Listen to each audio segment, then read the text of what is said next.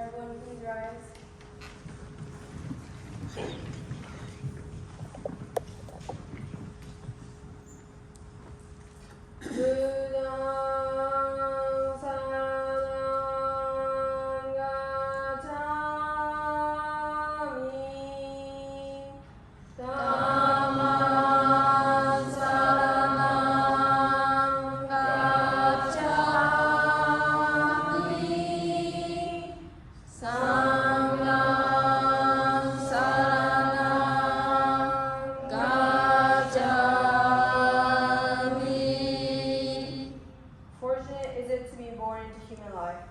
Now we are loving it.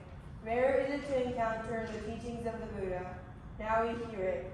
If we do not seek the truth of the Dharma in this life, in what life shall we find it? Let us reverently take refuge in the three treasures of the truth. I take refuge in Buddha.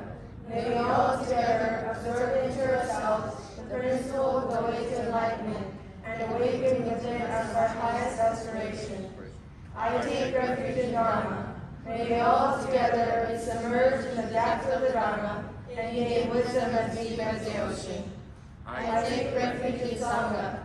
May we all together become units in pure accord, in a life of harmony, and a spirit of universal friendship, free from unselfish behavior by taking responsibility. Even through ages of myriads of kalpas, hard is it to hear such an excellent, profound, and wonderful teaching. Now we are able to hear and receive it. Let us truly understand the true meaning of Tathagata's teachings.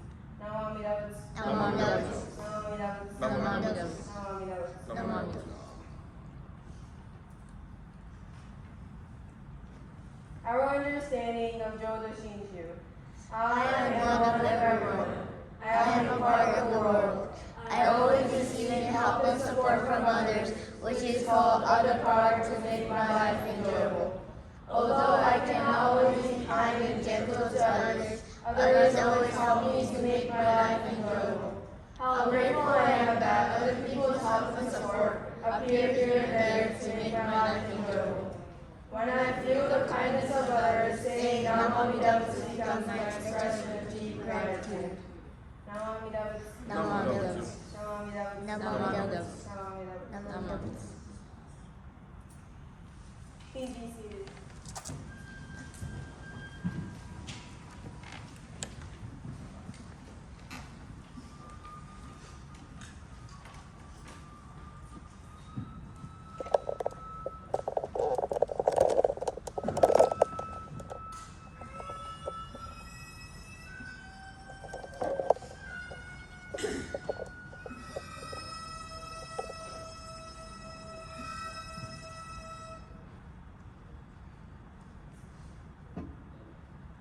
Good morning, everyone. Good morning. My name is Kylie, Kubo, and today I'm going to be talking about women in Jodo Shinshu during the BUVA era.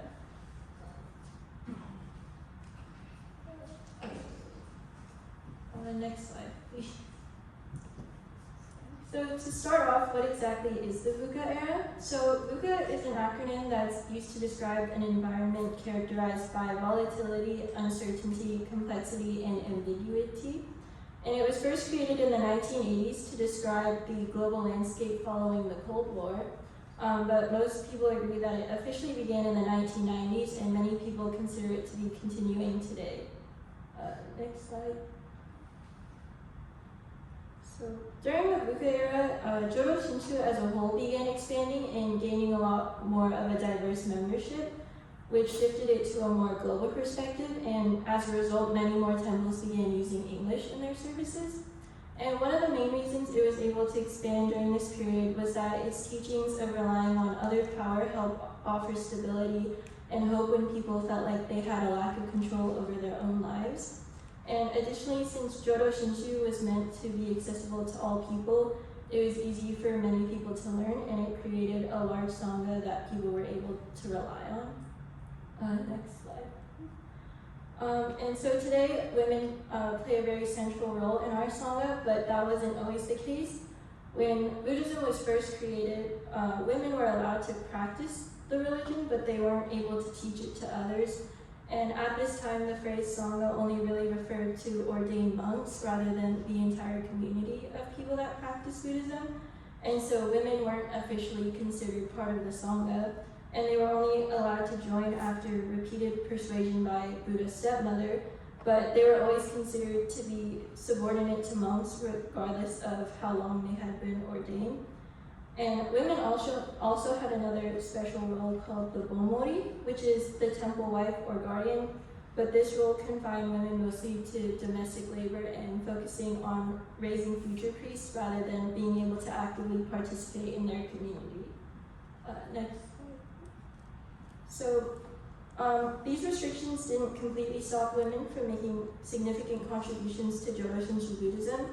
For example, Shinon Shoni's wife, Eshini, provided Shinon with financial support, and she was actually financially independent, which was very uncommon for women at this time.